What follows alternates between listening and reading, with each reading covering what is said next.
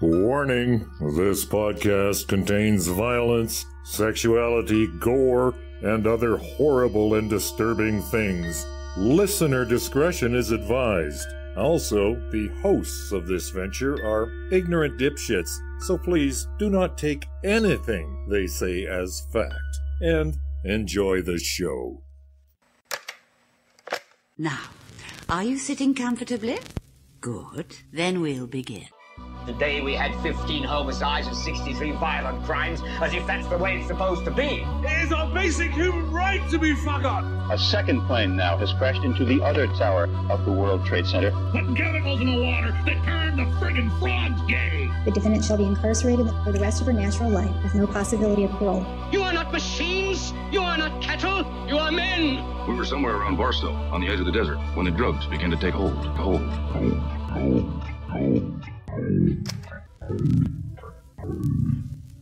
Occultae Veritatis. Hello, this is part 2 of a 2-part episode. Now, Qanon gets quite confusing and convoluted if you just dive right into it without a preamble, so if you'd like to learn a bit more about the basics of Q, I suggest you listen to part 1. But without further ado, here is Richard Bigley finishing off his introduction to QAnon. This is Part B, QAnon 101. Once again, as an opening, I'm going to play for you a collage of different Q people, explaining their theories. All the way from people just recording on their phones and posting it to YouTube, all the way to conspiracy king himself, Alex Jones. Once again, this is a taste of what QAnon people talk about and the things they believe. Intelligence agencies. I said 2 months ago that Anthony Weiner in New York, Uma Abedin's husband, the former congressman that was working for Hillary, I said that he's under investigation for child porn. Okay, and then now it came out yesterday that they're looking at indicting him for child porn. Well, I had that from the NYPD. That came out yesterday? Yes. Wow. What did he do? He had something on his computer? Well, now they won't tell us, but I was told that tied into that whole Pizzagate thing, which, again, the media misrepresented what we said and did. It came out in all those WikiLeaks, all these weird codes, okay? Like there was a bunch of weird codes about pizza and about a piece of pizza. President Obama wants $5,000 in hot dogs delivered. And they're like, are these really good hot dogs? The hot dogs weren't as good last time. Well, these are succulent hot dogs. Okay, so that's not about kids. That's How retarded do you have to be? Well, what is that about? It's male prostitutes. I mean, that's what the code means. Really? Yeah, okay, yes. How do they get male prostitutes to keep their fucking mouth shut? Well, because, bad things happen if you don't. But that's a big one. We have Barney Frank, who got caught running a underage male prostitute ring in the 90s out of his 3-story townhouse. See, I thought it was just a male prostitute thing. I didn't know they were underage. Somewhere underage. And then, but listen, because I was with him all up to age 19 plus or whatever. Sure, but then what happened is he goes on C-SPAN on the House floor and says, if you continue to investigate this, I'm going to expose half of you that are involved in this room, and the investigation got shut down. So the reason this is important is, for shadow government, you need something so bad that everybody who's involved in it ever comes out will be destroyed, so that binds them all to the secrecy. So that's where child pornography comes in, and that's where pedophilia comes in? That's where you get so many of the elite being into it. In October of 2017, a person showed up on 4chan, and they introduced themselves as a Q clearance patriot. Now, backstory on Q clearance. It is a very high-level security clearance. It's issued by the Department of Energy. Q has never claimed to work for the Department of Energy. They just introduced themselves as a Q clearance patriot. So this person has been posting on 4chan. They posted there for about a month or two. And because there were a lot of trolls and a lot of problems, they eventually ended up moving over to 8chan. The board administrators set up a specific board just for Q to post on 8chan. So Q has posted on several different boards over the length of time. Some of the people who follow Q would consider themselves to be conspiracy theorists. I do not consider myself to be a conspiracy theorist. I consider myself to be a Q researcher. I I've learned more since October 28th, 2017 than I did in the previous 50 years. And there's one reason for it, and one reason for it only. And that was the day someone that called themselves, or a group of individuals, probably close to the president, probably with military savvy, probably a very small group, elected to post on the whistleblower boards under the code Q. Q is the 17th letter of the alphabet. It is gematria, which is a language I've never even heard of, but is used a lot for people with power, we'll say. These posts, we've had over 3,500 posts by this group of what I believe to be military intel close to the president, who created a backdoor, sort of digital, grassroots way of educating patriots by just simply asking them questions. Q is about getting to the truth, by educating people about the truth, about what's really going on. And with regard to this day, the way I like to phrase that is, always tell the truth, because you will impress most people and astonish the rest. During the pandemic, the QAnon movement appears to be gaining a lot of followers. Can you talk about what you think about that and what you have to say to people who are following this movement right now? Well, I don't know much about the movement other than I understand they like me very much, which I appreciate. But I don't know much about the movement. I have heard that it is gaining in popularity, and from what I've heard, these are people that when they watch the streets of Portland, when they watch what happened in New York City in just the last 6 or 7 months, but this was starting even 4 years ago when I came here, almost 4 years, can you believe it? These are people that don't like seeing what's going on in places like Portland and places like Chicago and New York and other cities and states.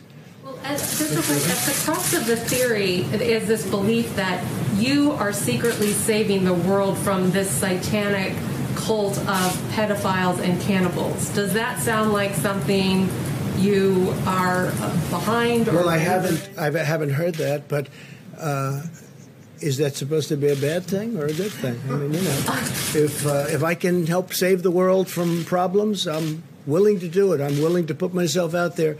And we are, actually. We're saving the world from a radical left philosophy that will destroy this country. And when this country is gone, the rest of the world would follow.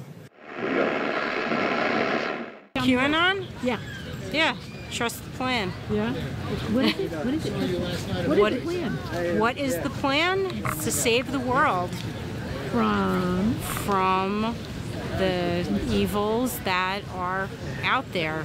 There's child trafficking and using them as sacrifices. That's part of what Q is working. That's why it's so important that we close the border to end that. And a lot of people don't realize, in addition to all the money that the Clinton Foundation raised for Haiti that somehow disappeared, there was also lots and lots of children that have gone missing. These children have up and gone missing. A lot of people are being arrested. There's been a lot of arrests going on, like Jeffrey Epstein, who is a friend of the Clintons. He has that whole... He's also a friend of Donald Trump. Donald Trump knows lots and lots of people, but the reason that he knows a lot of the secrets that they have, and that's why he's such a threat to them. Young children have a greater release of adrenaline when exposed to stressful or fear-inducing stimuli than any other age group. When adrenaline is released in the brain, one of the main chemicals creating the adrenaline response comes from the adrenal gland, which emits a chemical called adrenochrome. Adrenochrome is also known as a psychoactive drug, leading many to theorize that users harvest their adrenochrome from living sources. Some theories even suggest that those who harvest adrenochrome use children exposed to extreme fear, making the chemicals and effects more potent. Many go as far as to claim adrenochrome is used by the elitists of the world as their drug of choice, harvested from afraid and young children at its most potent. Though these claims seem far-fetched, the wretched and dark reality of adrenochrome use isn't completely out of the realm of possibility. Don't be afraid to share any insights on this idea. The possibility is too significant to ignore.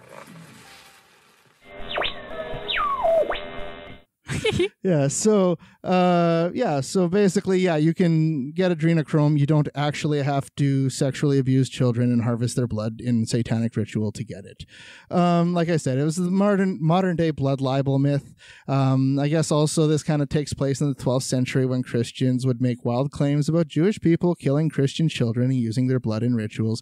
Again, I believe the Torah actually prohibits human sacrifice. I'm sure somebody more familiar in Judaism would be able to confirm that with me. But yeah, basically given the roots of this myth, you can kind of see why there's also a home for anti-Semites in QAnon. And they go off about Jewish elites all the time. Yeah, you're not allowed to sacrifice humans unless God specifically asks you. Something and like he might revoke that permission at the last possible moment. I'm not sure what the Torah. I haven't read the Torah, but I believe they do ban sacrifice. I'm not sure what the terms and conditions and contingencies are on that, but like I said, I'm sure scholars in Judaism can probably fill us in on that if they're so inclined. Which leads me to the next section. The pills. In the 566th Q post, Q says, need a few red pills for family, friends, and others? Read the hashtag memo. Release coming. Final clearance underway. Make sure to learn Russian. Yes. Now, the reference to red pills. What the fuck is a red pill? Now, in the totally awesome and kick-ass 1999 movie, The Matrix, which is like amazing. It's if you've never seen it, and I mean like it's 20 years old, so you may not have, but it's cool. We should watch it tonight. We should, yeah. Yeah. One character, Morpheus, is like an enlightened, aware character who offers Neo, a character who is questioning the reality around him, a choice. 2 pills. The blue pill, which would allow Neo to return to his reality as he's always known it. He would forget the glimpses of the real world that he's seen and return to his normal, boring, everyday life. Or he can take the red pill, which means an uncomfortable truth, but nevertheless reality. You can see how deep the rabbit hole goes. Exactly. Yeah.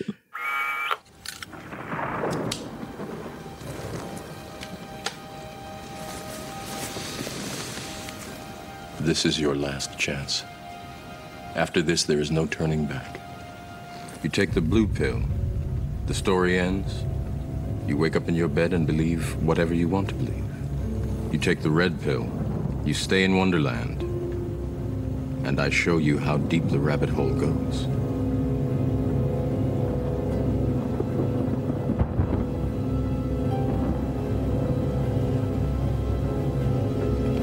Remember, all I'm offering is the truth, nothing more.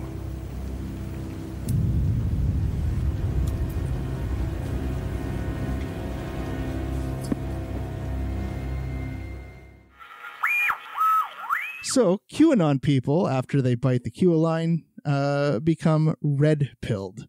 They see this as reality in which they are Neo suddenly becoming aware of a cabal of elite pedophiles, and it is their job to fight against them. And by fight against, it means post online about it and perhaps at the expense of alienating themselves from friends, family, and their vocations. Does it have like some like Venn diagram crossovers with like men going their own way and like incels and like misogynist groups online? Because like they use red pill in their language too for like they see the truth that like men are discriminated against in society. Well, I'm sure there's some crossover between incels and QAnon. I don't think there's like any specific, articulated, explicit kind of thing, but I'm sure there's like some crossover for that because I mean a lot of them all have generally along the same interests, and like I said, they all jack the idea of the red pill from the Matrix. So. Quincels. Quincels. QAnon incels. Quincels. There we go. You can use that. Hashtag. Yeah. Hashtag Quincels. Yeah. Even though the Matrix was written by some trans women. Trans women, exactly. Yeah. Yes. Yeah. Sargon. Sargon. Sargon, you listening? I know Sargon of Akkad. He listened to this podcast specifically. Carl? Fuck you. Fuck you, Carl. Yeah. He was arguing against one of the women that made the Matrix, and he didn't know that it was her. And he was like, "This SJW is just saying whatever she wants about the Matrix," and he didn't even fucking idiot. Anyway, So yeah, as far as Q followers go, they don't actually know what child trafficking looks like. So instead of learning what it looks like or helping experts in the field investigate child trafficking, they just make up shit and see trafficking everywhere. Restaurant sells cheese pizza. That's trafficking. Ellen looks awful without makeup. That's trafficking. Cher looks absolutely marvelous for her age. Oh, you better believe that's trafficking. Tom Hanks just exists. Definitely child trafficking. No, seriously, the QAnon people have this fucking hate on for Tom Hanks. I love Tom Hanks. And like, well, I sent Ood some screenshots of it. There was a guy who does typewriter repair in Saskatoon, and he got a letter from Tom Hanks saying that, Tom saying, if I ever make it to Saskatoon, I'll definitely meet up with you. And, I've met the typewriter repair man. He's very nice. And they would like talk typewriters, and like, Tom Hanks seems to be really into that. So anyway, this article gets posted on the local news media, and I check out the comments on the article, and it is hashtag save the children, save our children, Tom Hanks is a pedo, etc., etc. Like Tom Hanks, I don't even see how, but they're picking on this like poor old man, and it's like Tom Hanks just exists and QAnon hates him. I'm sure it's like the whole, he's a prominent Hollywood Democrat, so he's got to be on that adrenochrome, He's my favorite actor. So this is weird to say, but there is no evidence that Tom Hanks, the famous actor, is a cannibalistic pedophile. Colorado Republican congressional candidate Lauren Boebert gave a wink and a nod to that debunked QAnon-linked conspiracy theory on social media last night. Boebert has expressed support for QAnon, which is a baseless conspiracy theory that President Trump is fighting a secret war against pedophile Democrats who drink the blood of children. Boebert's tweet about Tom Hanks referenced his Greek citizenship. That's basically code because some QAnon followers believe that Hanks's dual citizenship in Greece is an attempt to escape child abuse charges, pedophilia charges. Boebert has continued her open flirtation with QAnon cultists since she upset Republican Congressman Scott Tipton in a primary and made the general election. Tom Hanks actually received his honorary Greek citizenship for his humanitarian work on behalf of Greek wildfire victims in 2018. Well, and that's it. It's very interesting because like Ellen looks awful without makeup. Well, it's because she's not getting her adrenochrome. But Cher looks fantastic despite being well in her advanced years. Well, that's also adrenochrome because she's getting the adrenochrome, so she's young forever. Right. Not plastic surgery or just natural aging. Yeah. Long bets, Cher's an elf. Put that on the chart. Yeah. Elf Cher. So, I mean, no one's going to take you up on that one. No, I might. Because it's obvious. I'm going to put up $8.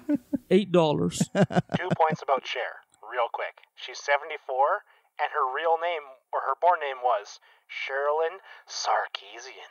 Ooh. Sarkeesian. Oh, no. Dun, dun, dun. All the Cures are going to make that connection. Part of this is their obsession with symbolism. Apparently, these celebrities and politicians and human traffickers haven't figured out encryption, so they have to communicate with each other in symbols out in the open clear net. So like YouTube videos and Facebook posts and Instagram posts and shit like that. It's all symbolism. But anyway, Q's 189th post states... Identify symbolism. Owl/Y. Which performers and celebs supported HRC during the election? Who performed during her rallies? What jewelry and or tattoos present? What other events do they attend together? What does HRC represent to them? What celebrities have owl/Y head symbols? What politicians have owl/Y head symbols? What powerful people have owl/Y head symbols? What powerful groups have owl/Y head symbols? Why are they worn or shown openly? Their need for symbolism will be their downfall. MSM roll? Push conspiracy theory. Social media role. Push conspiracy theory and institute new rules allowing for ban. Censorship. The graphic is key. Reread graphic. Example, what family did Soros replace? He replaced a family? Apparently. Part 2. How were they adopted into the cult as children? What were they provided for obeying and staying silent? Brainwashed. All that you know to be right is wrong. The cult runs the world. Fantasyland. The world is fighting back and destroying the cult. 20% public, 80% private. The world would otherwise collapse.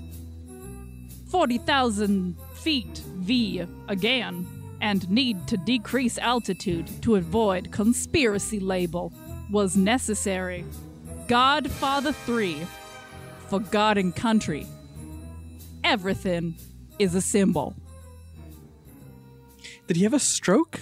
Okay, so like owl as in like OWL, Yes. right? Isn't that also like an Illuminati conspiracy symbol? Is owls and like this symbol? Moloch, I think, is an owl. Is Moloch an owl? I haven't talked to that guy in a long time. Give me a sec. Okay. All right. The White Owl Society, which is like a group of elites that control the world, is like a group of villains in Batman comics.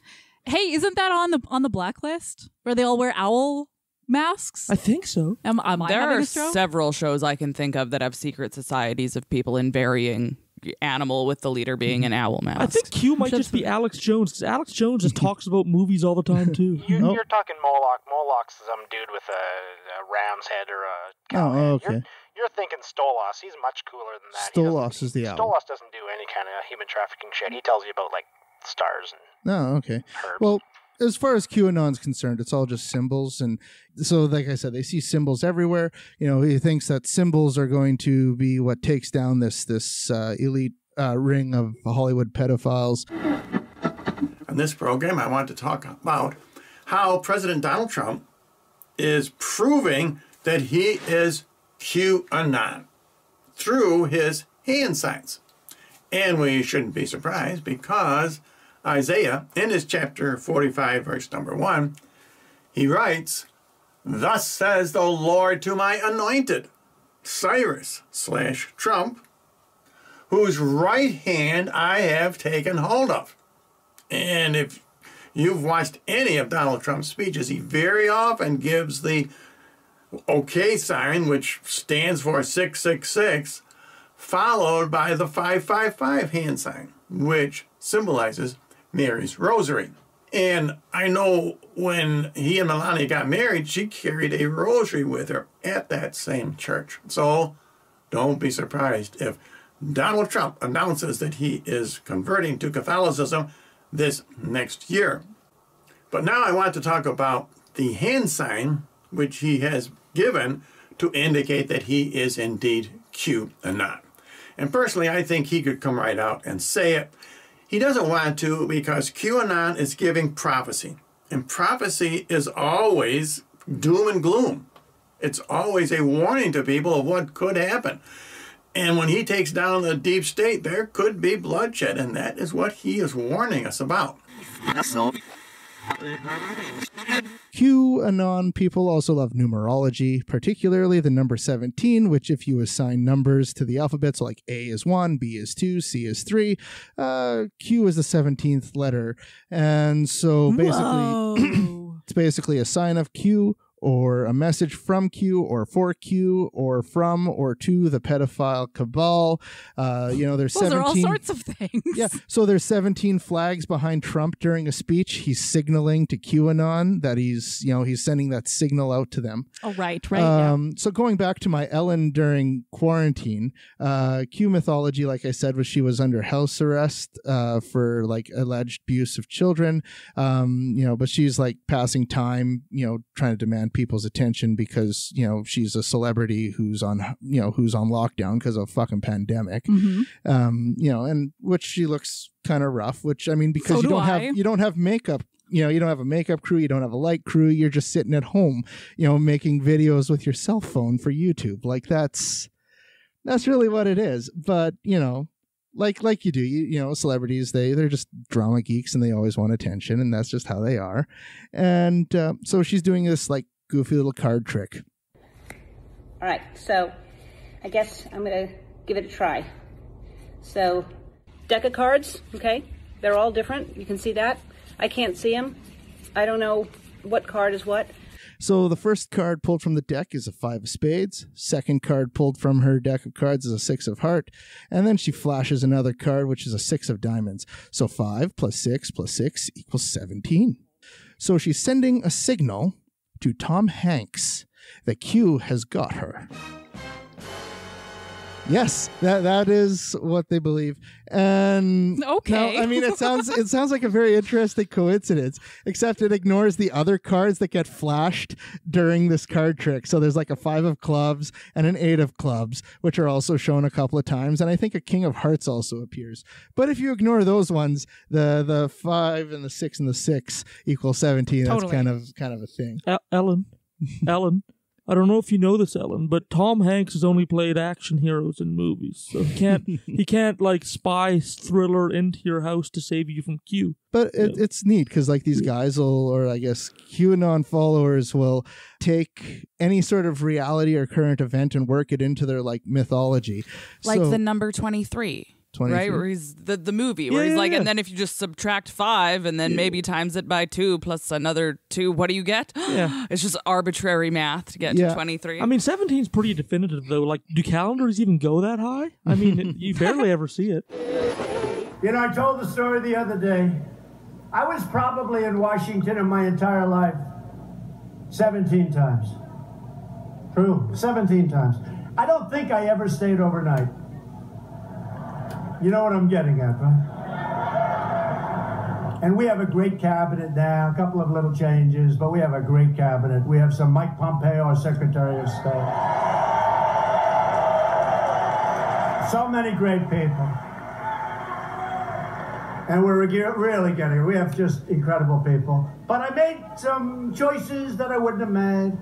But I'm riding down Pennsylvania Avenue. Again, I've only been here about 17 times. And probably 7 of those times was to check out the hotel I'm building on Pennsylvania Avenue. And then I hop on the plane, I go back. So I've been there 17 times, never stayed there at night. I don't believe.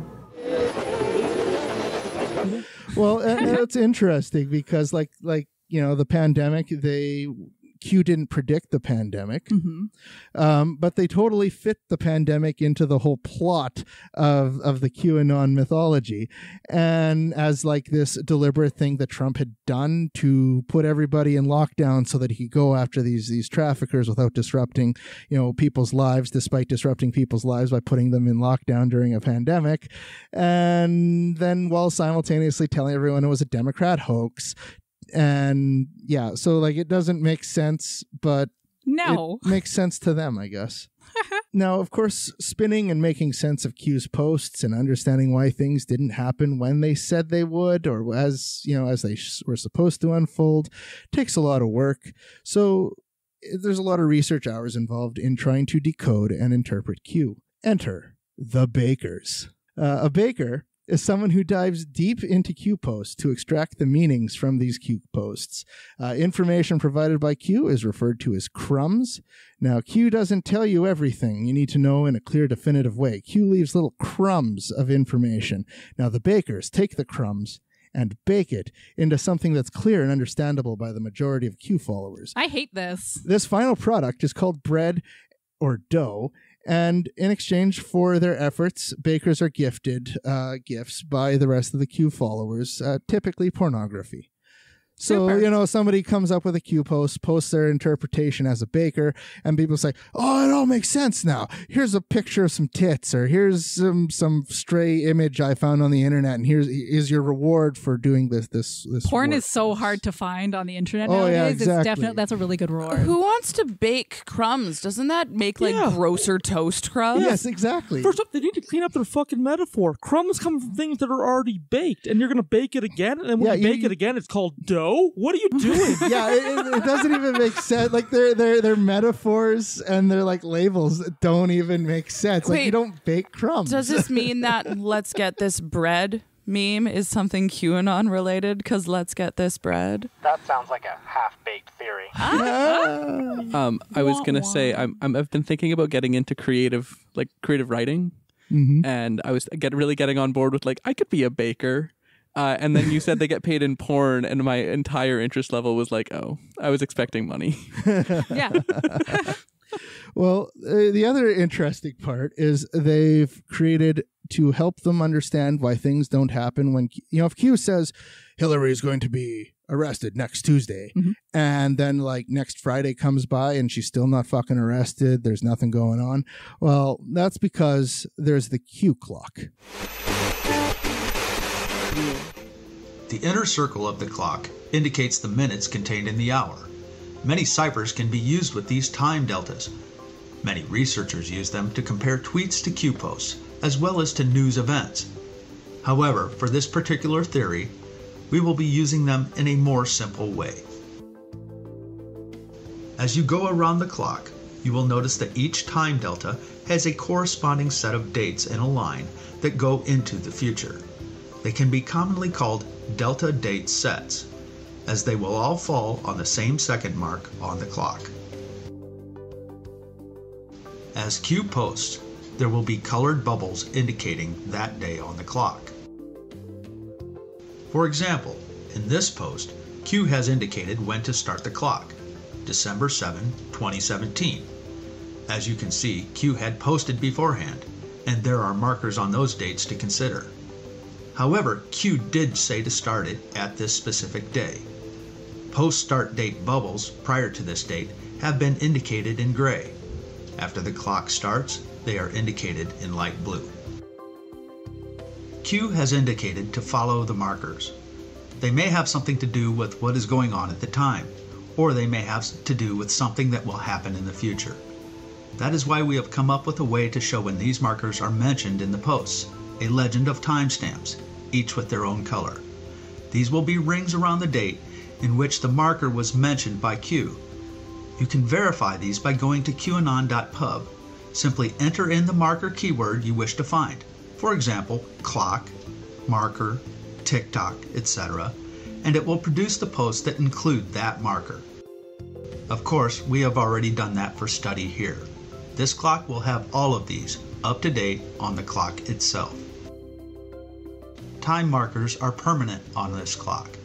From there, we can add keywords to check for special occasions, such as when you have 2 or more other markers, or a mirror marker to indicate other places to look on the clock. Here are some examples of how keywords are indicated on the clock. Note that all keywords will be boxed in and color-coded. For other marker keywords, such as the infamous plus, plus plus, and plus plus plus, we have indicated those as triangles inside of the date bubbles. Mirror markers can direct you to look straight across the clock for clues, or possibly to read a particular post backwards, i.e. beginning with the last sentence and reading upward. Also, these markers will direct you to look at the delta date sets for Q posts in that line that may uncover more clues to previous posts. Here's an example of one we found. On December 19, 2018, Q posted a time marker. Plotted on the clock, you will see that along the delta date set that there is another set of markers. And on that same day, Trump tweeted this. On April 23, 2018, Q posted this, as marked in the delta date set. Looks like a Q proof. Past proves future, future proves past.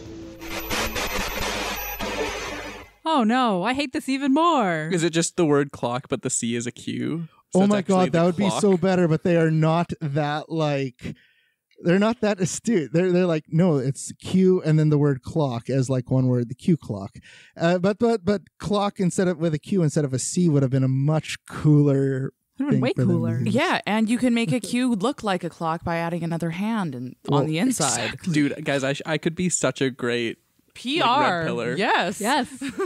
Oh yeah, we need you. Like, Need you on the inside. Except that I would hate every moment of it. So I'm not going to. so basically, to elaborate, they've built this like clock calendar type of thing to try to understand the meanings and interpret information.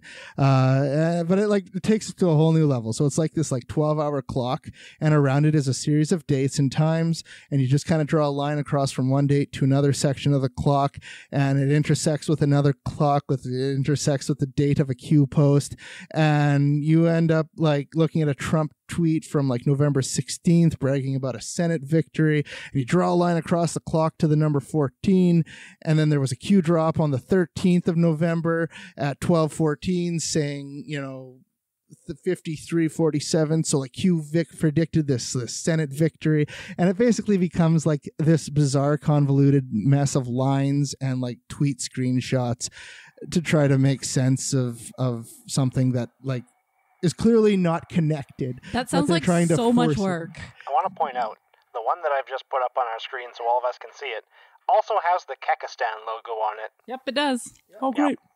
Like, Q needs to work on his messaging. Do you think you're getting across what you think you are with your, like, I'm going to just hint at certain, like, I don't understand what his goal is. Is he trying to confuse people? But like the Q clock isn't from Q. It's what his followers, or their followers, I guess, has assembled. Like this is coming. This has been crowdsourced. But do they think he has one on his end and he's like planning shit on the clock? I don't know. My brain just immediately went to Charlie from It's Always Sunny in Philadelphia, doing the beautiful mind thing with all the string, and he's trying really hard to explain. This is outrageous. I also hate this. And again, so much work for porn that you can literally get Just for free on fine. YouPorn. Yeah, well, and I mean, like the victory that was allegedly predicted using the Q clock and this Q post or whatever, like it wasn't magic. You kind of know where the sweet seats are. You kind of know where the swing seats are. Polling determines, the difference between the parties in a two-party system. Like you can look back at past events and then, like you don't even need to do that. You can predict this just by looking at like facts and polling. But that seems like cheating. We got to put it on this clock to figure it out for us. Clock. So yeah, it's just one of those things. So like, for example, when Q says something will happen in 3 days, it doesn't mean it'll happen in 3 days. It's like 3 Q clock, draw a bunch of lines through it and make a convoluted mess to like match it all up so it makes sense to you. And yeah, it's just ridiculous. So if something happens as Q predicted, then hey, Q's right on. And if something didn't happen as Q predicted, well then it means something deeper, something underneath. There's some that's only solvable with a spirograph. That's right. Solvable with a spirograph. That's exactly it. Yes. Yes. And yeah, so who would believe in all this stuff? Well, we'll have to wait till I write the next episode, what I will call the people of QAnon. So that's basically QAnon 101. So please comment on the episode. Email feedback at ovpod.ca. I don't know. That one's going to be a rage listen. You think so? Yeah. People People are are going to just be like, what gonna the fuck is happening? Why? I know QAnon gets a lot more insidious because this goofy shit becomes very real in a lot of people's lives and with real life consequences. Mm-hmm. Well, for what it's worth, I now get targeted ads for Adrenochrome. Outstanding. Yeah, I'm like reading a news article and it's like, buy your Adrenochrome here. You didn't use like, a VPN to research for this episode? Oh no, I'm just getting spammed with Adrenochrome ads now. Yeah. And yeah, and let's be honest, if Adrenochrome did like exist and you could get it from like torturing kids, liberals would definitely go down to Whole Foods and buy the cruelty-free version. The cruelty-free, especially Adrenochrome. Hollywood liberals. Yeah. So yeah, listeners, I do all this for you. I subject my brain to this mush and then talk about it. and that's it. So yeah, join the Patreon, and I guess I don't know if we're doing this yet or not, but join Team Bigley when that happens, and your official QAnon correspondent for Occultae Veritatis. Oh yeah, I think by the time this episode goes up, I'll have that organized. All right, perfect. Yeah. So that's it. Until next time, I'm Richard Bigley, and in studio we have Sage Murray, Leon Felger, Ood Gallifrey, Val Hella, who was not prepared, and Bambi, also not prepared. Good afternoon. Bye. Love you. Bye. Bye. To round off our episode, here is just a funny little song from one of these Q people. Gave me a giggle. Maybe it'll give you one. See you in the after show.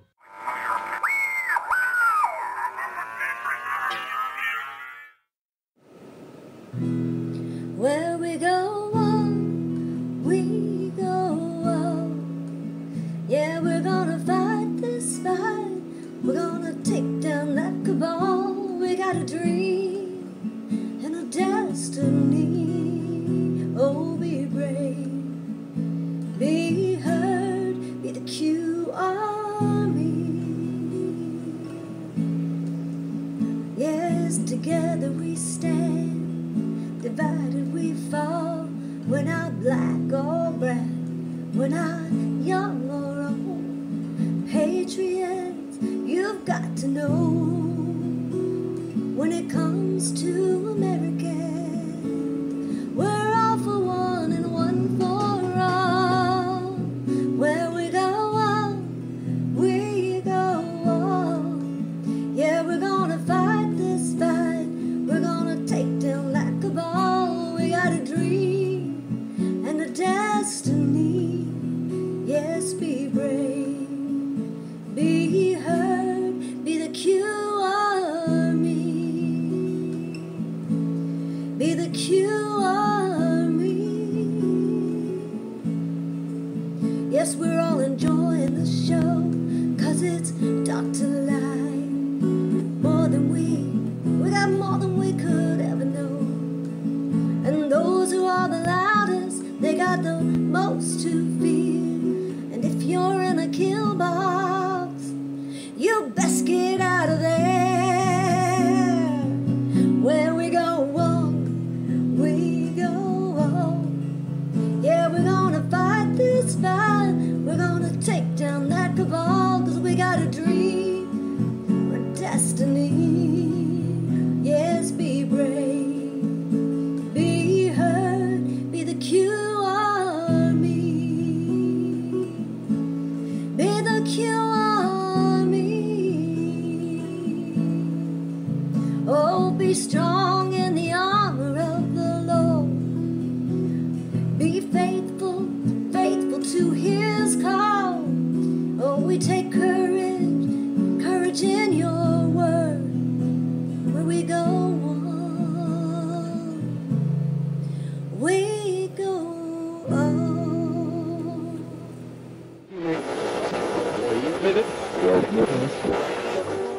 So a bit ago I did an episode on the Proud Boys, and I told you back then that they would become more active as the Donald Trump presidency goes on, and as right-wing opinions are being amplified.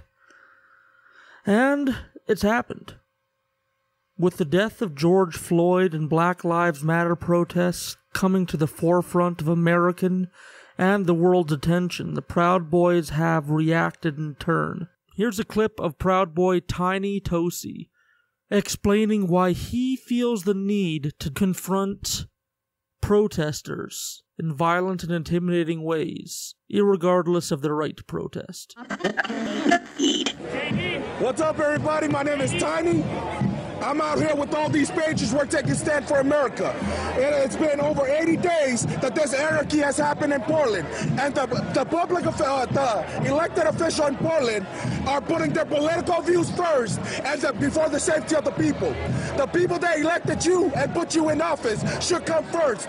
This anarchy has happened in Portland for too damn long, and now we're out here because we're pissed off and we're not gonna see this country burn, and we're gonna take a stand. That's why we're out here. We're gonna stand up for freedom. We're gonna do it. We're going to do it peacefully. We're going to do it peacefully. But if we are forced to defend ourselves, we will defend ourselves. The citizens need to come out and stand on the streets. The citizens have to make it first. That's right. This country was created. Forward. Just to let you guys know, this country was created by the people, for the people, and we are the people. We're coming out here to take stand. We have as much right as them. We're not here to shut them down. They have the right, even though we disagree. But if people learn how to disagree without disrespect, that's how we can fix this country. That right there is not a protest. That right there is not free speech. Violence is not protected under the First Amendment.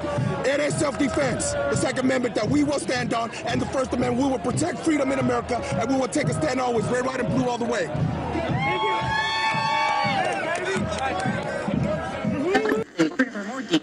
In the episode of the Proud Boys, we learned that they consider themselves, as dorky as this sounds, the military arm of the far right wing.